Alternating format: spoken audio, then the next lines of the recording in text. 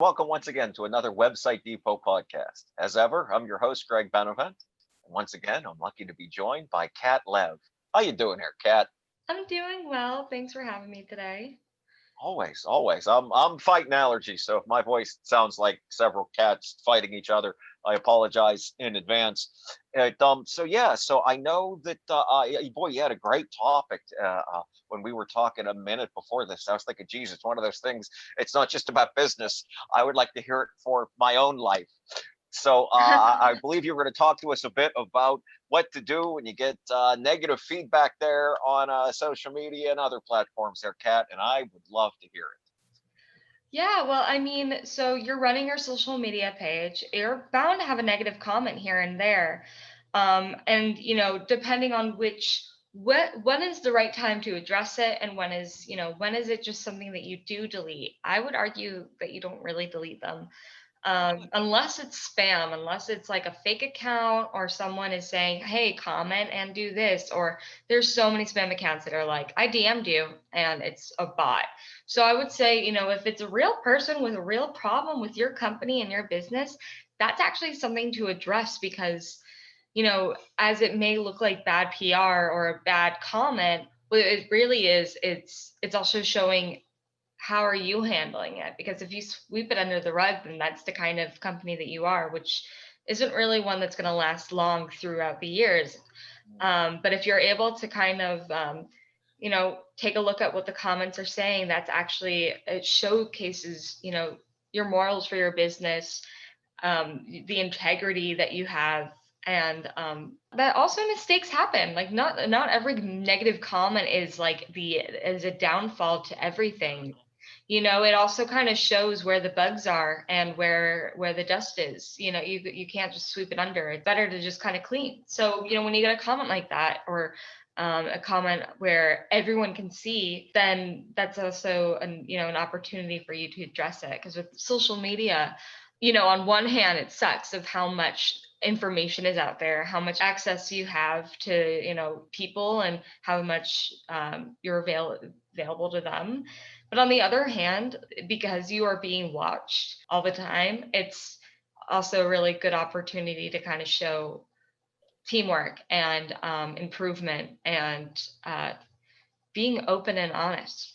I mean, I was literally going to say that exact word because that's what I was thinking from the moment you said that sometimes you can get the valid criticism. Is that, it's obviously no one wants to be criticized, but it always this really does present itself as a kind of opportunity. I mean, the folks that notice a comment that someone leaves that's negative are there are going to be the same people that notice exactly how you address it.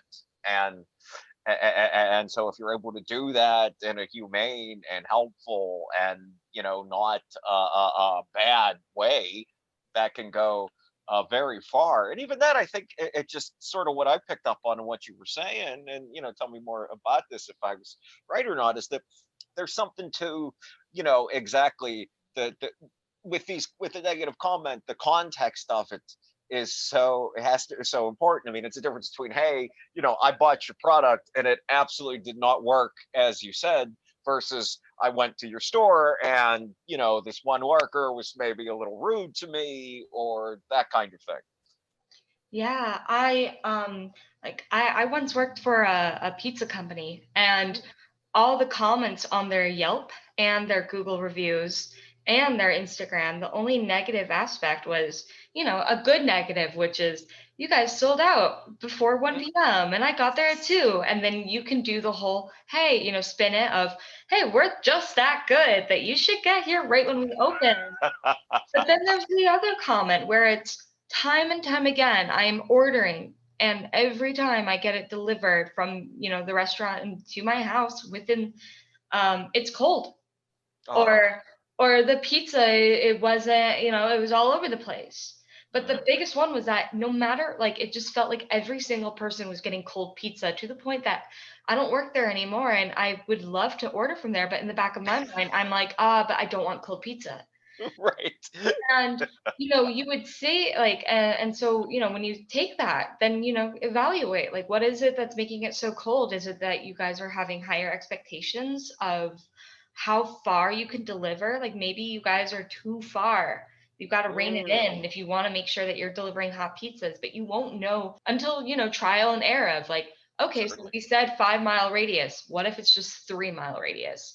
Yeah, you'll get less delivery orders, but it'll be less of a burden for your company if hot pizza, you can't deliver that. Or invest in a stronger installation of, Hmm. and so then you start being like, how can we make sure people are enjoying our pizza when it's not within the walls of a restaurant? And so then you kind of then that in that kind of negative comment, sure, you're looking at all these things, and an outsider seeing a Yelp review and going, I don't want cold pizza. But when you want to look at that and then go, well, how can I fix that, or how can I Hmm. change that? Right. I think that's such a great point, because it's, it in its own way, it is like any other bit of feedback. It's how much of this is consistent versus whether it's an outlier.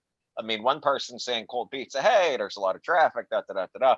But as you were saying, this is over and over and over again. Whereas that's the kind of thing that does speak to a larger structural problem. If you can identify trends, then absolutely you can find that way. It's not the kind of thing that should be, brushed off, but rather used as an opportunity to improve. I'd love to hear you say more about the thinking behind, hey, how can we spin this? Because I know, speaking for a lot of people, business owners put a lot into their business. You see a negative comment, the first thing happens, your mind flashes red, ready to strike back there. I'd love to hear you say a little bit more about the what it takes to spin it a bit, just even from a mental standpoint. Yeah, because it is so easy to see a negative comment or a comment that's not what you want to hear and just go, well, I'll delete that, because that's not what's gonna get anything happening. So like, say you are getting comments of getting just constantly cold pizzas or products aren't working. What I would do is that if it's a really a big personal problem that means being addressed, I wouldn't just ignore it. What I would do is respond and to say, hey, this is, you're bringing this to our attention. Why don't you email us at blank, blank, blank, blank, blank? And then that's when you can kind of dive in. Like, does that mean getting a free product? Does that mean a refund? Does that mean, a hot dinner? So there are many different ways of how you can leave a customer being happy. But what's the main thing is that you do address it where everyone can see it. Because if everyone can see that negative comment, they can also see you ignore it. Or they can see you go, hey, we understand this is a problem. We're going to take this seriously. Or, and that even works if, hey, I was at your restaurant, this person was rude. Then you can go, wow, okay, yeah, thank you for telling us this. Email us more information. Give us names. Because when when you are, even though you're social media and you're not depending on which kind of, how big your company is, but most likely if you're running the social media page, you aren't the big decision maker on, exactly what happens. Like you can't just comment and be like, tell us right now, we're going to fire that person. But what you can do is take control, because that is the part of, because your job is the liaison from the customer and customer service to, your company. So you don't need to look at it and get freaked out by the comments and a negative comment. But what you should do is always stand your ground and talk and want to get to the bottom of the problem. Because at the end of the day, if there is a problem, shouldn't you want to fix it? That's 100. No, that's so right. I mean, everything I'm hearing you say, I keep thinking of the word accountability. I mean, that's really what you're stressing. It's to, it's just something sometimes maybe gets lost in social media. You're talking, treat it like as if you were talking to this person in real life. You wouldn't just, whatever the real life equivalent is of deleting a comment. I don't know what that is. You put a hand over the person's mouth and push them out of the way. But to treat them, hey, but everything you said, and you said it out loud, is exactly what you would say to somebody in the customer service standpoint. How can we fix this? Give us the specifics. We'll take it from here. We'll get back to you, and it's so true what you're saying about how people almost assuredly respond to that kind of thing, because that's what we've seen our whole lives, even before the rise of the internet, in terms of good customer service. Mm-hmm.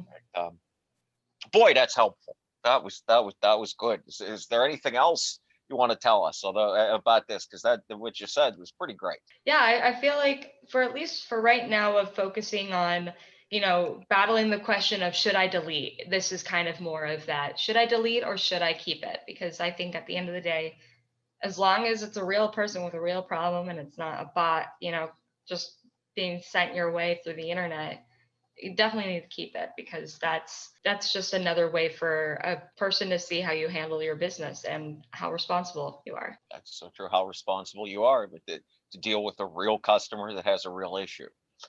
Well, that's great. Well, again, thank you as ever. Thank you so much for coming on with us today, Kat. That was tremendous. Thank you Yeah, so much. thank you. All right. Well, that's it for us today. On behalf of Website Depot, my name's Greg Benevent. Take it easy and have a good night.